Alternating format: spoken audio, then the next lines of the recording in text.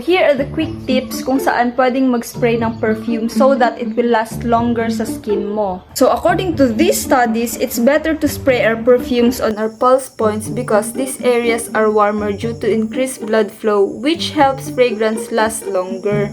And these points include the wrist, behind the ears, inside your elbow, and behind your neck. However, spraying our perfume sa clothes natin is also advisable dahil compared sa skin natin, if we spray it sa clothes, hindi na-alter ng skin chemistry natin yung scent ng perfume. So based on my experience, yung pag-spray ng perfume dito sa likod ng shoulders natin will give that scent trail sa perfume or yung sillage. And when we spray our perfume sa clothes natin, mas maganda if hindi siya sobrang lapit, like parang ganito lang, ganyan lang siya. Kasi may tendency na hanggang doon lang, halimbawa, ganito mo lang siya in-spray, super lapit, hanggang doon lang yung perfume, hindi kakalat sa clothes mo. So if interested kayo sa mga ganitong topics or tips, just comment tips on comment section below.